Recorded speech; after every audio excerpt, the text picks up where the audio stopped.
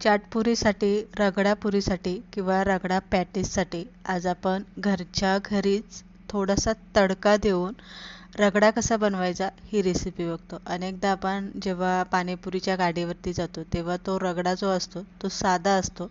आज थोडासा आपण थोड्या वेगळ्या पद्धतीने बनवणार आहे, त्यामुळे रेसिपी शेवटपर्यंत बघा. चला, कोणताच वेळ न घालवता पटकन रेसिपीला सुरुवात करू. इथे 1 वाटीभर सफेद वाटाणे जे होते ते रात्री भिजत घातले होते. रात्रीचे भिजत घातल्यामुळे काय होतात, वाटाणे चांगले असे फुगले जातात आणि मग पटकन शिजतात. एक मोठा बटाटा घेतलेला आहे. वरची जी साल असते ती काढून घ्यायची आणि त्याच्या अशा फोडी करून घ्यायच्या.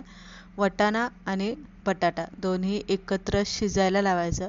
आता वाटाणा शिजायला लावत असताना पाण्याचं प्रमाण अगदी अचूक घालायचं आहे. जास्त पाणी जर घातलं ना तर वाटाणे इतके व्यवस्थित शिजत नाही, वाटाणे बुडतील एवढंच पाणी यामध्ये घालायचं. हळद घाला, मीठ घाला, थोडंसं हिंग घाला, एक पळीभर तेल घाला. यामध्ये तुम्हाला थोडंसं लाल तिखट घालायचं असेल तर तुम्ही घालू शकता, पण मी घातलेलं नाही.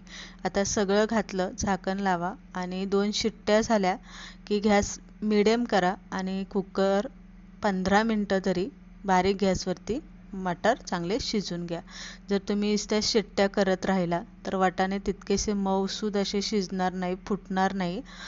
2 शिट्ट्या झाल्या की गॅस मिडियम किंवा बारीक करायचा आणि 10-15 मिनटं बारीक गॅसवरती वाटाणे शिजून द्यायचे.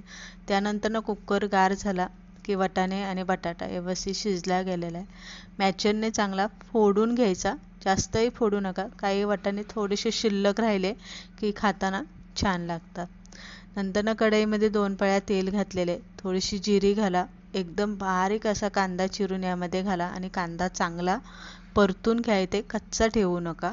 एक टोमॅटो बारीक चिरून घेतलेला आहे तो सुद्धा यामध्ये घालायचा, परतून घ्यायचा. नंतर थोडंसं तडक्यासाठी यामध्ये मी हिंग घातलं आहे, हळद घातलेली आहे आणि एक बारीक मिरची चिरून घालायची, बारीक चिरून कोथिंबीर घालायची. थोडंसं लाल तिखट यामध्ये जर तुम्हाला तिखट पाहिजे नसेल तर घालू शकता, नाहीतर एक हिरवी मिरची आपण यामध्ये घातलेली आहे किंवा हिरव्या मिरचीचा आल्याचा पेस्ट यामध्ये तुम्ही घालू शकता. नंतर हटून घेतलेल्या मटार आणि जो बटाटा आहे तो यामध्ये घालून घ्यायचा आणि व्यवस्थित हलवून घ्यायचं. मीठ चवीप्रमाणे घालायचं आहे, कमी जास्त लागलं तर, आणि एक चांगली दणकून अशी एक उकळी काढून घ्यायची.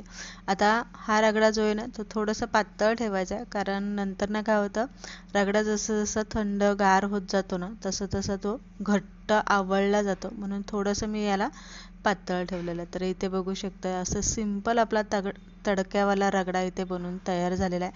चाटसाठी वापरू शकता, पाणीपुरीसाठी वापरू शकता, रगडा पॅटीससाठी तुम्ही हा चाट इथे वापरू शकता. रेसिपी आवडली लाईक शेअर नक्की करा.